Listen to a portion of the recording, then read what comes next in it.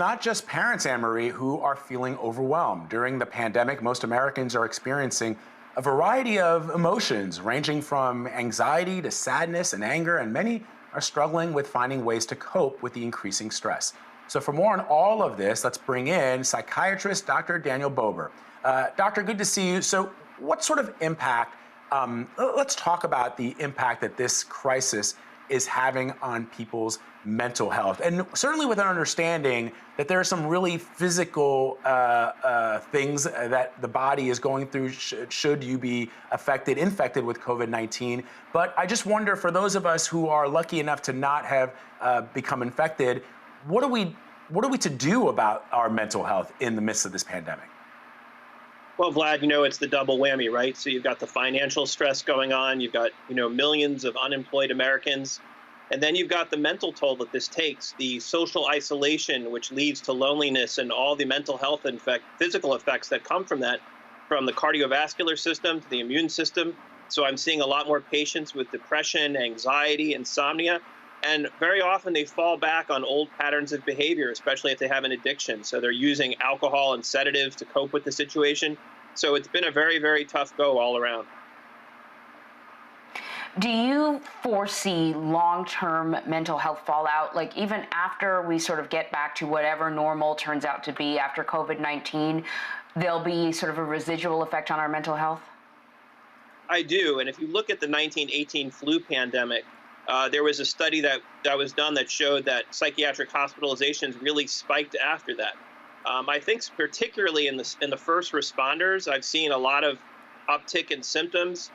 Some of these ER doctors and nurses and respiratory therapists, these are people that are not cops, they're not soldiers. They didn't sign up for this, and they are putting their lives on the line and their families' lives on the line every day. And so we really need to appreciate them and the struggles that they're going through.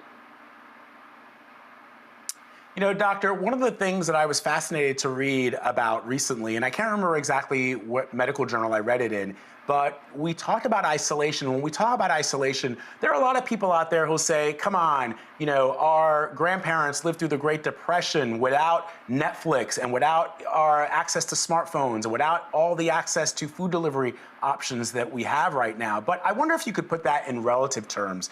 Human beings are social creatures, and even if you have access to the outside world, because you have technology at your fingertips, because you can just, pick up your phone and order a pizza to your apartment, does that still mean that we don't begin to feel the strain, the stress of being enclosed, even if you live in a nice apartment or a nice house, that you need to get out, you need to go and socialize in person with other people? Or is that something that, doctors would say, look, get over it, it's not that bad?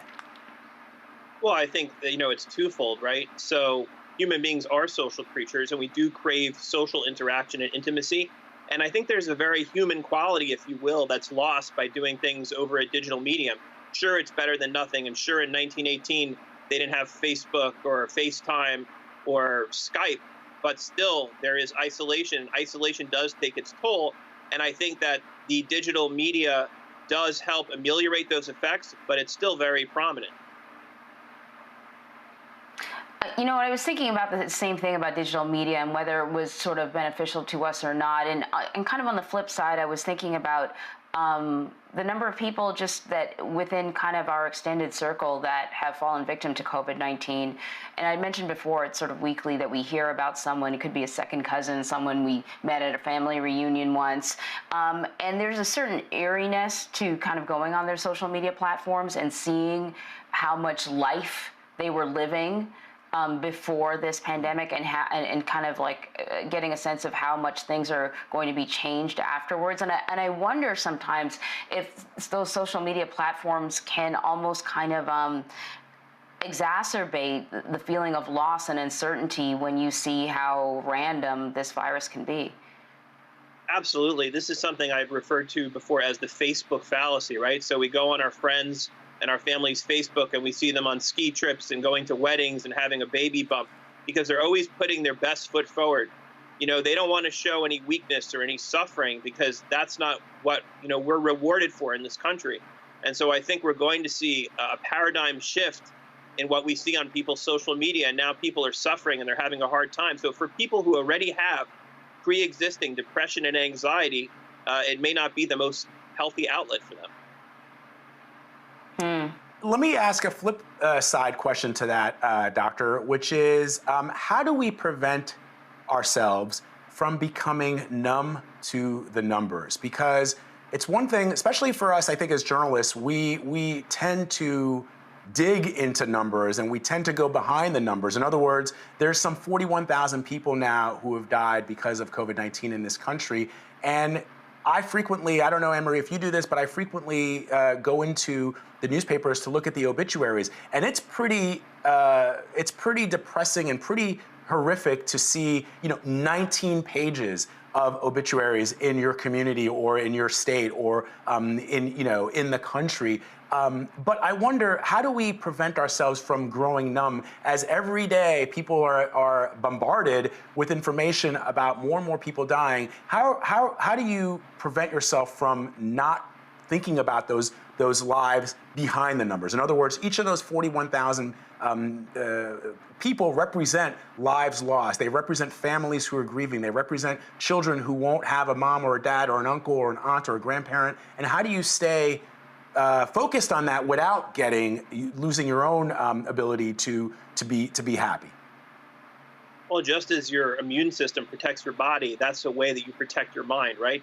If we really looked at these obituaries and we saw the lives that these people lived and all the people that they touched, we would be overwhelmed. We couldn't deal with it. So in the same way that physicians and psychologists deal with stress every day and they protect themselves by somewhat having a clinical distance from it, we can't lose our humanity. We have to realize that these are people that are grandfathers and grandmothers and fathers and mothers, and we have to be able to relate to that, but we can't do it in such a way that we become overwhelmed and powerless in the situation. Doctor, before we let you go, I want, you mentioned that people sort of leaning into drugs or alcohol or whatever kind of their crutch might be. This has got to be particularly challenging for people who are struggling with an addiction. I know there's all these memes out there sort of joking about the wine drinking and the eating that we're all doing. I mentioned drugs and alcohol, but eating is also, kind of in that as well. Any advice for people who, have been fighting to stay sober or stay away from their addiction, and now they've got, they're stuck between the four walls of their house or their apartment? Well, there's a very real significance of that. Not only the fact that people are being triggered by this, but, if you're someone who is using opioids, for example, and you overdose, there won't be anyone there to give you the life-saving drug naloxone so you don't overdose. So that's a very real practical consequence of that. As far as doing other things that allow you to cope without falling back on those vices, I would say exercise. Exercise is a good way to cope with a situation. It's a healthy way to cope, obviously, if it's done in moderation. And engaging with your family and your friends and using those digital mediums to do that. You've got to try to stay connected to people. You've got to have a routine. You've got to get plenty of sleep. And you've got to exercise. And I think that's the way that you can overcome those triggers. And Dr. Bober, that's great advice. It's great advice for everyone, but that's really good stuff. Thank you so much. My pleasure.